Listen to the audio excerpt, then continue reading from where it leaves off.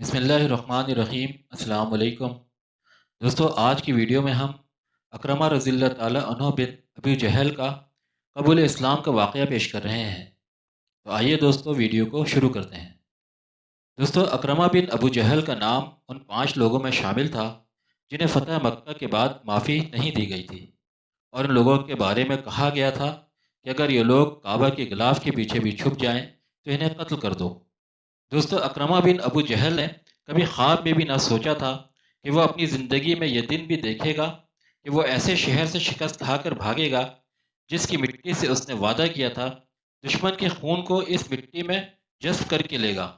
اس کے دوستوں میں حضرت سعد بن ابی وقاص اور حضرت مصعب بن عمیر رضی اللہ تعالی عنہ نے اس سے کہا بھی تھا کہ وہ رسول اللہ صلی اللہ علیہ وسلم کی بات سن لے، ان کے پیش کردہ دین کو پرکھ لے اور اسے سمجھ میں آئے تو اسلام قبول کر لے۔ لیکن اس نے وہی بات دہرائی جو اس کے باپ نے اسے کہی تھی۔ اس نے کہا تھا کہ میں اس شخص کو ہرگز اللہ کا رسول ماننے کو تیار نہیں جس کی تعلیمات کے نتیجے میں ماں بیٹے کی، بیٹا باپ کا، بھائی بھائی کا اور فرد قبیلے کا دشمن بن رہا ہے۔ وہ اپنے باپ کا اندھا مقلد تھا۔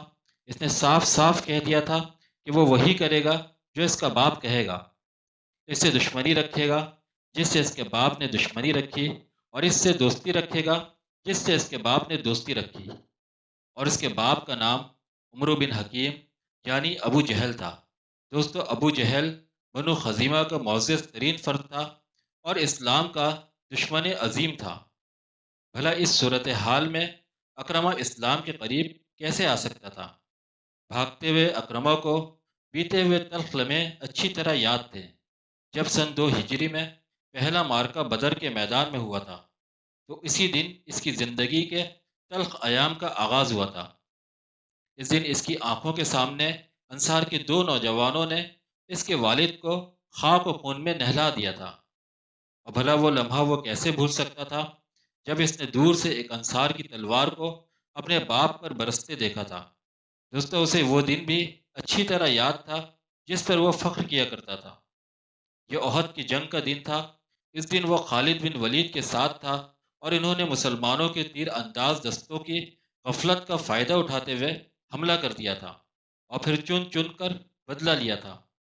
انہوں نے اس زور سے حملہ کیا کہ اپنی شکست کو فتح میں بدل دیا، لیکن اس فتح میں بھی شکست کا ایک احساس موجود تھا، اور وہ یہ کہ بہت کوشش کے باوجود مشرکین میں سے کوئی بہادر محمد صلی اللہ علیہ وسلم کے قریب تک نہ پہنچ پایا تھا۔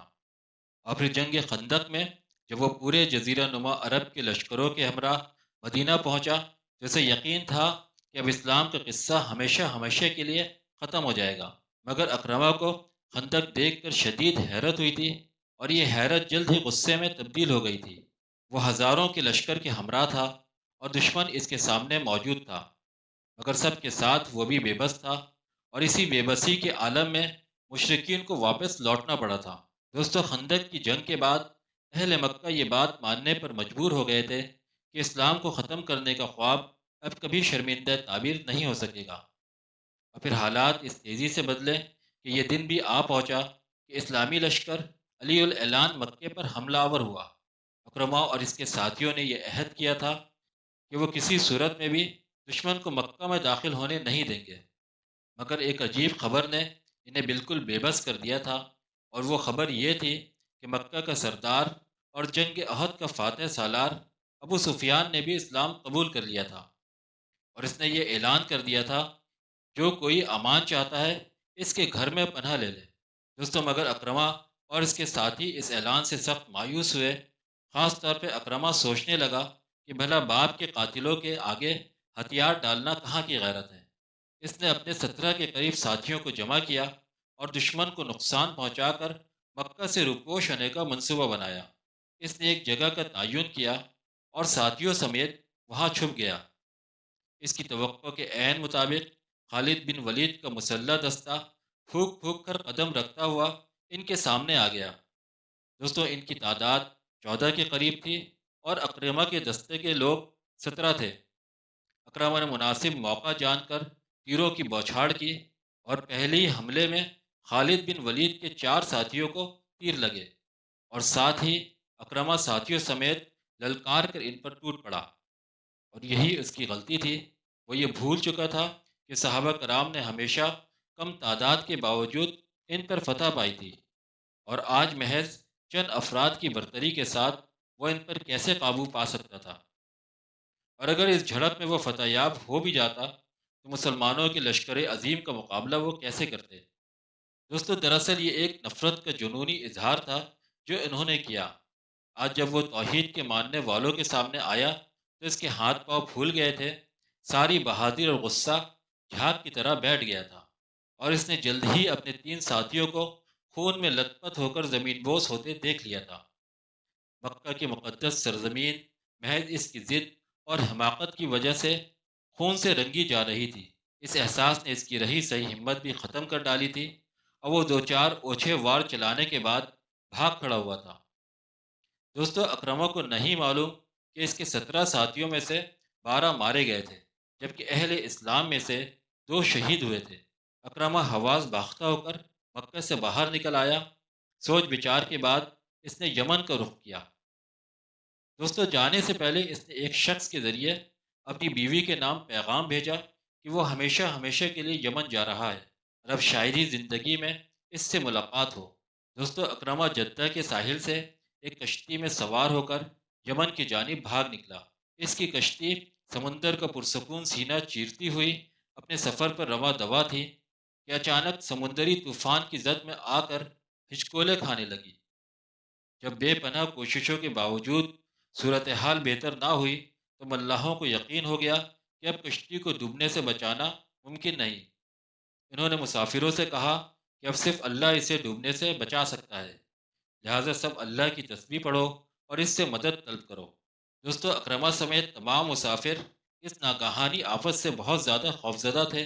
سمندر کے بے رحم موجوں میں پھنس کر کشتی کٹی پتنگ کی طرح ہچکولے کھا رہی تھی، گویا ملک الموت چند لمحات کے دور پر تھا۔ دوستو، کفار مکہ کا بہادر ترین کمانڈر، غزوہ احد میں خالد بن ولید کے ساتھ مل کر بازی پلٹ دینے والا خونخوار جنگجو اور دہشت کی علامت اکرمہ سمندر کی بےتاب لہروں سے دہشت زدہ ہو کر کشتی کے ایک کونے پہ بیٹھا ہوا تھا۔ ایک اللہ کو پکار رہا تھا، اور اس نے قسم کھائی کہ اگر سمندر میں اللہ کے سوا کوئی نجات نہیں دے سکتا تو خشکی میں بھی اس کے سوا کوئی نجات نہیں دے سکتا۔ اے اللہ، اگر میں یہاں سے صحیح سلامت نکل گیا تو تیرے رسول صلی اللہ علیہ وسلم کے ہاتھوں پر بیعت کر کے مسلمان ہو جاؤں گا۔ اللہ کو اس شخص سے اپنے دین کا کام لینا تھا، چنانچہ حکم ہوا، اور ایک بڑی لہر نے کشتی کو طوفان بھور سے باہر پھینک دیا، جہاں پرسکون سمندر اس کا منتظر تھا۔ دوستو، دوسری طرف اکرمہ کی بیوی ام حکیم نے اسلام قبول کر لیا تھا، اور اس نے رسول اللہ صلی اللہ علیہ وسلم کی بارگاہ اقدس سے اپنے شوہر کے لیے امان کا پروانہ حاصل کر لیا تھا۔ وہ اپنے شوہر کے پاس پہنچتی ہے۔